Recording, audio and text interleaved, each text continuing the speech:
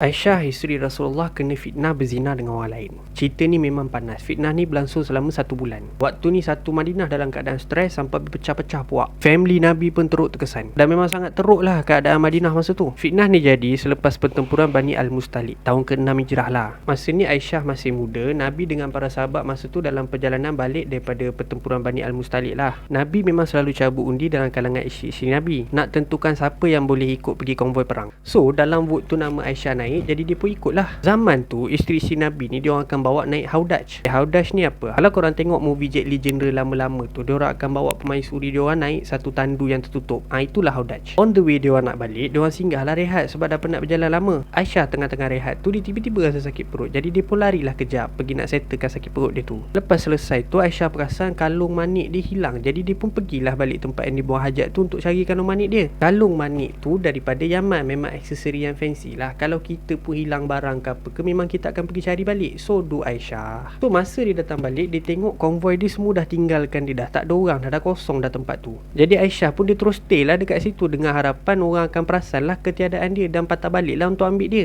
Aku faham, jap aku explain. Zaman dulu mana ada toilet khas untuk laki dengan perempuan. Jadi orang perempuan zaman tu kalau dia orang nak buat hajat, tak kisahlah hajat besar mana pun, dia orang kena pergi jauh cari tempat yang tak ada orang dan tertutup sebab malu dan nak jaga aurat lah. Dan tempat tu bukannya R&R, dia orang ni pun bukannya pergi rombongan meminang ke, pergi riding ke apa ke, tak. Dia orang bawa balik perang. Semua orang dah penat dan tengah rushing nak balik je masa tu. Aisyah pula ringan. Memang orang yang selalu angkat Haudaj tu, dia kata Aisyah ada ke tak ada dekat dalam tu memang sama je, tak ada beza sangat pun. Dan zaman tu orang lelaki pula, dia memang takkan pandang perempuan berhijab. So macam tu lah, tak ada orang sedar yang Aisyah ni tak ada dalam Haudaj. Aisyah pun ditunggulah seorang-seorang daripada terang sampai ke gelap. Jenuh dia sampai nangis-nangis sebab tak ada orang yang datang balik untuk ambil dia. Alih-alih sampai tertidur dekat situ sebab penat nangis. Tuk-tuk on the way nak subuh, kemunculan Safwan bin Al-Mu'attal. Safwan datang naik unta dan on the way dia nampak dekat tengah jalan tu ada macam perempuan tengah tidur. Safwan terus pergi dekat, dia cakap Inna lillahi wa inna ilaihi raji'un. Aisyah dengar je suara Safwan, dia terkejut, dia bangun, dia terus adjust nikab dia. Safwan pun nampaklah muka Aisyah dan Safwan ni memang kenal Aisyah dan dia kenal Aisyah ni isteri Nabi. Lepas tu Safwan tak cakap sepatah pun, dia terus turun daripada unta dia dan dia tundukkan kepala unta dia. Aisyah pun faham, Aisyah terus naik. Safwan guide kepala unta tu dan dia orang teruslah berjalan. Dan lepas tu dia orang pun tak ada sembang apa-apa. Safwan tak pandang belakang, Aisyah pun tak ada tegur-tegur Safwan. Dia orang pun jalanlah sampai jumpa konvoi tu. Dan at the time dia orang jumpa konvoi tu pun dah siang dah. Safwan ni pula memang terkenal dengan perangai nonchalant dia, sampai Nabi pun ada sebut dalam hadis pasal dia. Okey, dalam setiap konvoi perang Nabi akan susun 3 bahagian. Dan lagi-lagi kalau konvoi tu besar dan ada bawa orang perempuan, Nabi susun dekat depan, panglima-panglima, general lah, apa semua orang berkuda semua dekat depan, dengan tujuan nak clear jalan. Kalau ada rimau ke, musuh ambush ke, senang dia orang settle. Bahagian kedua pula yang kena bagi perlindungan utama, contohnya orang perempuan, orang yang injured dan orang-orang penting. Dan Nabi pun akan duduk dekat bahagian kedua ni supaya senang kalau kena ambush ke apa ke, senang nak bertindak. Dan keseluruhan ahli-ahli lain akan ikut bersama Nabi lah. Bahagian ketiga ni Nabi akan tugaskan seorang untuk gerak paling lambat. Katakan dari base camp tu Nabi plan nak gerak hari ni, Nabi akan suruh seorang ni dia gerak esok, supaya kalau ada barang tertinggal ke, ada orang injured yang tertinggal ke apa ke, dia ni bolehlah grab, dia ni bolehlah pergi ambil. Dan Nabi bagi tugas ni dekat orang yang betul-betul amanah, betul-betul jujur dan betul-betul baik. Dan obviously Safwan lah orang yang ketiga tu. Jadi bukan kebetulan, memang benda nak jadi. Okey, Aisyah dengan Safwan dah jumpa konvoi tu. Diorang pun teruslah gather dengan konvoi tu. Dalam ramai-ramai Abdullah bin Ubay, dia yang nampak dulu. Dan dia ni kita tahulah perangai dia macam mana. Memang tunggu masa je nak jatuhkan Nabi. Dia nampak je Aisyah dengan Safwan, dia terus bisik dengan orang sebelah. Demi Allah, Aisyah takkan selamat daripada Safwan dan Safwan pun takkan selamat daripada Aisyah. Dan macam itulah fitnah pun mula tersebar. Abdullah bin Ubay ni memang terkenal dengan gelaran ketua munafik. Dia tak cakap direct, tapi itulah dia pergi gosip sikit-sikit dekat orang. Pergi dekat orang ni, dia cakap macam ni, aku tak adalah tuduh, tapi pelik lah Aisyah dengan Safwan ni bersendirian je sepanjang malam. Lepas tu dia pergi dekat orang yang lain, dia cakap macam ni pula, macam mana dia orang ni boleh berdua je sepanjang malam, tak ada buat apa-apa ke? Nampak tak? Macam tu lah slow-slow dia build. Of course lah ramai yang defend sebab isteri Nabi, dan adalah dalam kalangan dia orang tu yang percaya sebab terkena racun Abdullah bin Ubay ni. Antara yang terkena adik ipar Nabi sendiri, Hamdah binti Jasi. Dia ni adik kepada isteri Nabi, Zainab. Biasalah orang perempuan kena pula madu kakak dia, lagi lajulah dia bergosip. Lepas tu Mistah bin Utatah, anak sepupu Abu Bakar, dia pun percaya, dia pun bergosip juga. Lepas tu Hasan, tukang syair Nabi, bersyair-syair lah dia sebarkan fitnah ni. Mula kecil dalam kalangan konvoi tu saja, tapi bila konvoi ni sampai je dekat Madinah, tersebar satu Madinah. Tak sampai beberapa hari pun satu Madinah panas dengan gosip ni. Kena pula mulut ke mulut, bertambah-tambah lah fitnah dia. Memang laju,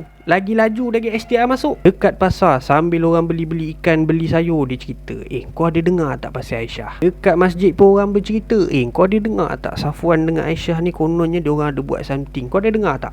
Nampak? Dan yang paling klise sekali, orang perempuan sementara tunggu kain dia orang kering, ada orang pergi bercerita dengan jiran sebelah. Hari bertambah hari, gosip makin bertambah-tambah. Ada yang bubuh garam, ada yang bubuh ajinomoto. Makin sedap sampailah masuk ke dalam telinga Nabi. Aisyah pula masa ni dia tak tahu cerita. Kebetulan pula dia balik-balik je Madinah, terus dia jatuh sakit. Memang bedridden, dan lama jugalah Aisyah bedridden. Dia tak keluar, jadi dia tak dengar lah cerita tu. Dan dia pun pelik lah semasa dia sakit tu, kenapa Nabi macam cool je. Selalu kalau dia sakit, Nabi akan bersungguh lah jaga dia. Nabi akan care, Nabi akan sembangkan dia. Tapi kali ni tak, Nabi macam sejuk je, jaga-jaga tapi macam sejuk je, tak bersembang sangat pun. Tapi Aisyah biar je lah. Yang Safwan kau jangan tanya, dia memang buat hal dia je lah, dia tak kisah pun. Keadaan dekat Madinah makin jahanam. Si Abdullah bin Ubay makin galak buat cerita, sampai berani buat khutbah fitnah depan orang ramai. Konon nak bela Nabi. Dia cakap kalau benda ni tak betul, kesian Nabi. Tapi kalau benda ni betul,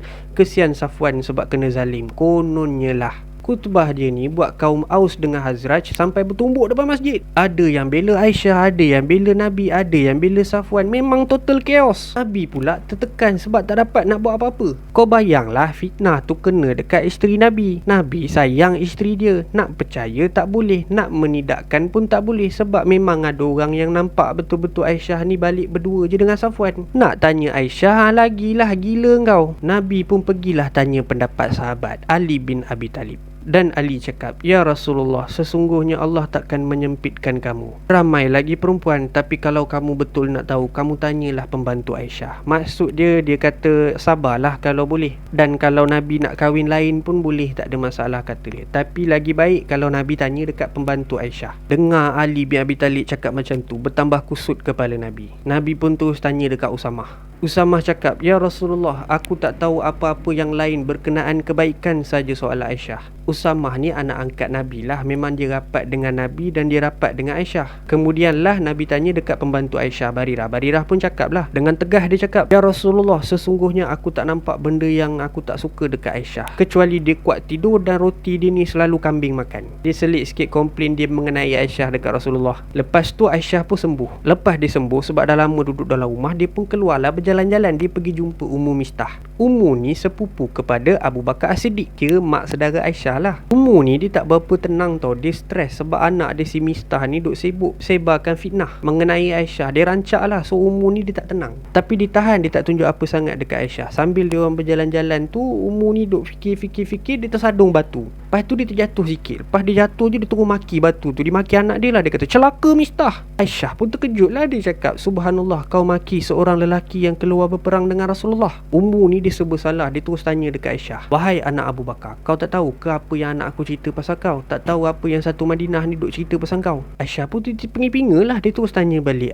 cakap apa? Ummu pun teruslah open table dekat situ. Aisyah dengar je orang fitnah dia macam tu, terus menangis member. Terus lari balik rumah. Dia balik rumah, dia tengok Nabi. Nabi pun tak tahu nak pujuk dia macam mana, sebab tak ada clue lagi masa tu. Lepas tu Aisyah terus cakap dengan Nabi, hantar I balik rumah mak I. Nabi pun izinkanlah Aisyah balik sebab nak bagi dia masa sikit. Benda ni berlangsung selama sebulan lebih. Teruk Nabi merana, Aisyah merana, keluarga Aisyah merana, Abu Bakar, Ummu Ruman semua merana. Orang-orang beriman pun tersiksa. Semua hari-hari menangis teresak-esak. Tiap-tiap hari berdoa minta petunjuk ke Allah. Ini memang total disaster lah. Fitnah makin berleluasa, Madinah makin goyang. Ramai orang yang main politik dengan hal ni. Masjid pun jadi huru-hara. Jadi Nabi pun pergilah masjid nak bincang pasal hal ni, sebab dia dah jadi isu yang tak terkawal. Tengah-tengah bincang tu, ada yang pertahankan Aisyah, ada yang pertahankan Safwan, ada yang pertahankan Nabi, ada yang salahkan orang ni, salahkan orang tu. So perbincangan tu tak jalan. Nabi stres sampai Nabi berdiri dekat depan mimbar. Nabi cakap, wahai kaum muslimin, siapa yang akan menolong aku menghadapi seseorang yang telah menyakiti aku dan keluarga aku? Yang ni Nabi refer to Abdullah bin Ubay dan orang yang menyebarkan fitnah lah. Demi Allah, aku hanya kenal kebaikan saja mengenai ahli keluarga aku, tiada yang lain. Yang ni Nabi refer to Aisyah lah. Dan mereka tuduh seseorang yang aku kenal juga, tiada yang kebaikan melainkan yang lain. Yang ini Nabi refer to Safwan. Lepas Nabi cakap macam tu, the whole crowd terdiam. Tapi sekejap je, dia orang pun dah start berpecah puak dah masa tu. So dia orang sambung balik lah pergaduhan tu. Sampailah ketua puak Aus, Sa'ad bin Mu'az, dengan ketua puak Hazraj,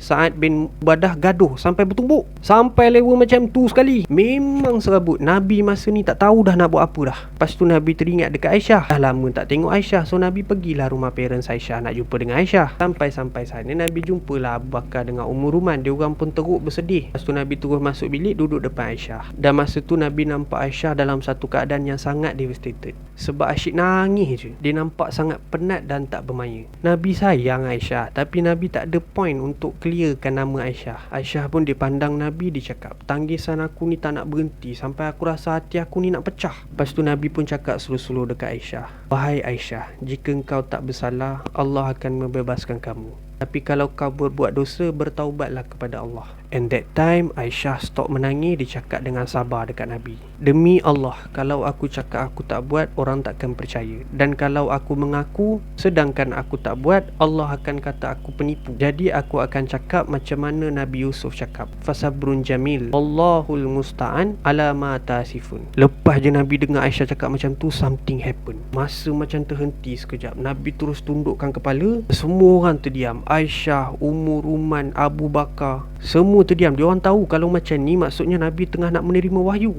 Dahi Nabi berpeluh-peluh, menitik peluh semua. Sedangkan masa tu iklim tengah sejuk. Semua tunggu, diam, bertebur-tebur semua tunggu.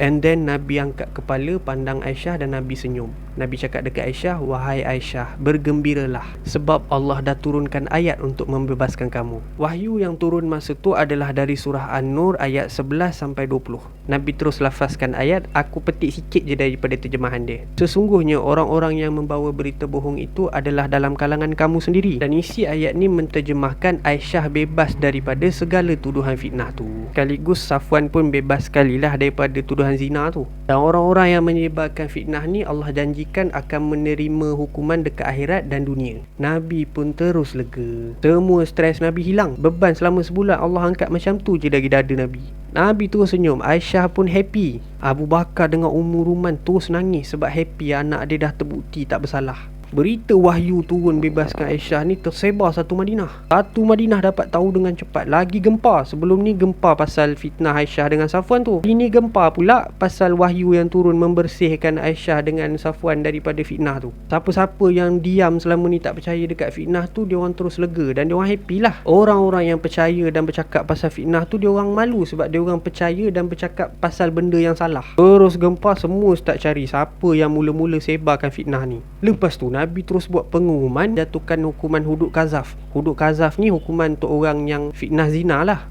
80 kali sebatan untuk orang yang tuduh perempuan beriman tanpa 4 orang saksi ketika nampaklah benda tu kan. Tak ada saksi. Sebab itulah kalau korang tengok sekarang Jaiz kalau dia pergi buat raj, dia bawa ramai lebih daripada 4 orang. Apa lagi, semua tarik lah. Miftah, Hasan, Hamdah kenakan hukuman 80 kali sebatan dekat dia orang. Setiap seorang kena satu set 80 kali tau. Bukan terkumpul kena 80 kali. Tak. Lepas tu Abu Bakar dapat tahu je Miftah ni antara orang yang ketua bawang. Marah sungguh dia. Dia terus cakap, demi Allah aku takkan tolong dah Miftah lepas ni. Lepas dia buat anak aku sakit. Miftah ni anak kepada sepupu Abu Bakar. Family dia memang miskin. Jadi selama ni Abu Bakar lah yang bagi nafkah, bagi makan, bagi pakai semua. Mana tak marah member. Tak lama lepas tu Allah turunkan ayat 22 dari surah An-Nur. Maksudnya, dan janganlah orang yang mempunyai kelapangan dan kelebihan bersumpah tidak memberi bantuan kepada kaum kerabat, orang yang miskin dan orang yang berhijrah ke jalan Allah. Hendaklah mereka bermaaf dan berlapang dada. Tidakkah kamu suka Allah mengampunkan kamu? Abu Bakar dengar je ayat tu, dia terus menangis, terus bertaubat dia. Dia cakap, demi Allah aku ingin Allah mengampunkan aku. Aku akan terus bagi nafkah dekat Miftah. Inilah Abu Bakar. Walaupun dia sakit kena khianat, dia marah tapi dia tetap pilih kebaikan. Kalau kita lah dekat tempat dia, agaknya macam mana? Lepas tu Madinah pun kembali kembali tenang. Dan rumah tangga Nabi pun kembali tenang. Aisyah jadi makin kuat, makin bersemangat dan jadi wanita paling banyak merakamkan hadis. Sampai 2000 hadis dari dia kita buat rujukan sampai sekarang. Dan martabat Aisyah pun semakin naik. Madinah pun jadi semakin berhati-hati kalau nak membawang, sebab risau kena hudud kazaf. And geng-geng munafik yang selama ni pakai topeng terdedah. Jadi semua tahulah siapa orang munafik, siapa orang beriman. Tapi ketua munafik Abdullah bin Ubay tak kena hukuman, sebab dia licik, dia tak cakap direct. Jadi tak dapatlah nak hukum dia. Plus dia ni ada pengaruh kuat. Nabi tak nak lah nanti jadi ada fitnah kedua pula. So Nabi biarkan je lah dia. Ke akhirat nanti dia kenalah pasal ni. Sebab Allah dah pun janjikan akan ada something yang special untuk Abdullah bin Ubay. Untuk korang yang tunggu kisah perang Hudud, korang kena hold sekejap, sebab aku ada technical issue. Nanti aku dah settle aku up. And then account aku ni account business, jadi banyak benda yang aku kena filter. Kalau tak aku kena dengan Big Boss nanti. Aku kena tunggu listing produk aku tu sort out dulu, baru aku boleh buat video dengan bebas. InsyaAllah kita tunggulah nanti macam mana. Thank you for your support. Dan itu saja untuk hari ni. Bye bye.